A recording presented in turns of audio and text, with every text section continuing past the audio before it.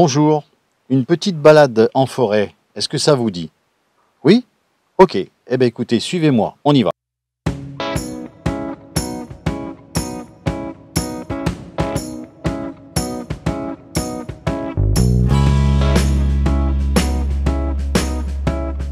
Arriver à Chandieu, c'est faire un retour de 1000 ans dans le passé. En effet, l'architecture et le patrimoine reflètent et racontent une histoire riche qu'il faut absolument découvrir. Patrice Couchot, maire de la commune de Chandieu, qui est située à 4 km au nord de Montbrison, un des 13 villages de caractère de la Loire. Cette commune s'étend sur 1820 hectares, avec une altitude de 320 mètres carrés à l'est de la départementale 8, pour arriver au pied des monts du Forêt à 660 mètres d'altitude environ. Les habitants des Chandieulas sont au nombre de 2023. Chandieu est connu par son patrimoine bâti, qui est avec des monuments classés monuments historiques, et son clocher du XIIe siècle, ainsi que la crypte qui est en dessous de l'église, une des rares églises du Forêt à avoir une crypte.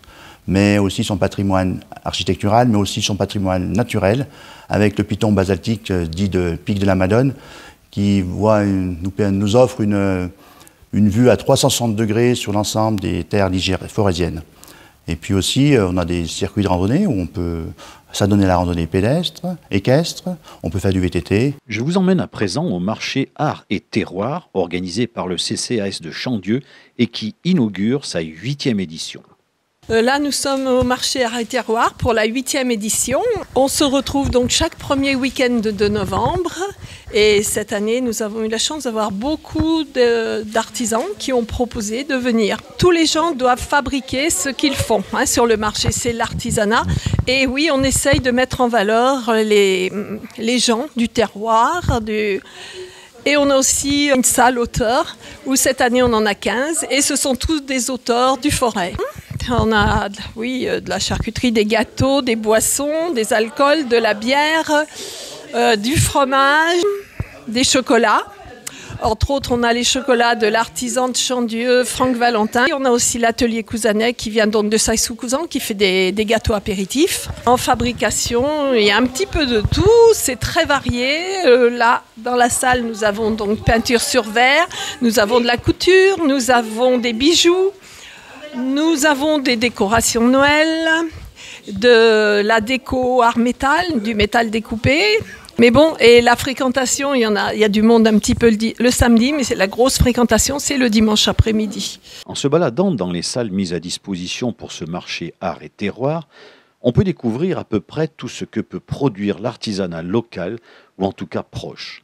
56 artisans sont ici présents, allant des jeux en bois et déco de Noël, des articles en cuir finement décorés, des bijoux et bougies jusqu'aux parfums du jardin, en passant par les fleurs séchées et des gourmandises telles les biscuits ou les chocolats. Assurément, cette 8e édition Art et Terroir est un grand cru. Je suis agricultrice et savonnière, j'habite à Sur-Île-Cantal et j'ai la particularité en fait de produire des savons de manière authentique par la saponification à froid, des savons au lait de vache. Alors effectivement c'est un élément inattendu, surprenant mais qui a plus d'un atout en poche et donc effectivement je propose en fait 12 savons, une gamme de 12 savons au lait de vache qui ont des bienfaits méconnus, qui sont très hydratants et qui ont plein d'atouts à apporter à chacun d'entre nous. Voilà. C'est une exclusivité départementale. Voilà. Et ce sont donc des savons authentiques et uniques dans le département de la Loire. Je fabrique ces 12 savons avec amour dans ma petite savonnerie au sein de la ferme familiale qui est également en fait notre lieu de vie. Et mon fameux Toulet, celui-ci qui est un savon neutre qui est formulé avec 30% de lait de vache et qui est en fait qui correspond aux personnes qui ont des peaux en fait si vous voulez fragiles, délicates et dont les bébés, les nourrissons. Voilà. Sachant que, je le répète, tous mes savons sont formulés évidemment avec le lait des vaches de notre exploitation agricole. Et puis, parce qu'il n'y a pas d'art sans littérature, 14 auteurs sont présents. Plusieurs spécialistes de polar et autres romans noirs côtoient un marcheur adepte du chemin de Compostelle qui nous fait partager ses rencontres sur son parcours. Mais la poésie est aussi présente celle qui délivre des émotions intenses. J'ai écrit une nouvelle pour un concours qui avait lieu à Toulouse. Bon, il y a eu un prix. Donc la nouvelle étant ouverte, elle est devenue finalement une histoire de 150 pages.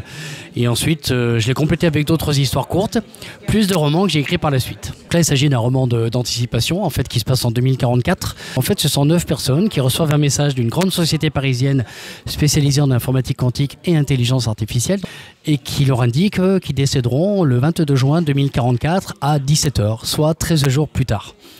Donc, comment faire ces personnes des 13 jours? Comment vont-elles appréhender en fait cette mort supposée? Et donc, je me suis attardé sur 3 personnes vraiment qui ont des personnalités très atypiques et voir un petit peu comment on réagit face à ça. Sachant que jusqu'à la fin, on ne sait pas si le mail est vrai ou faux.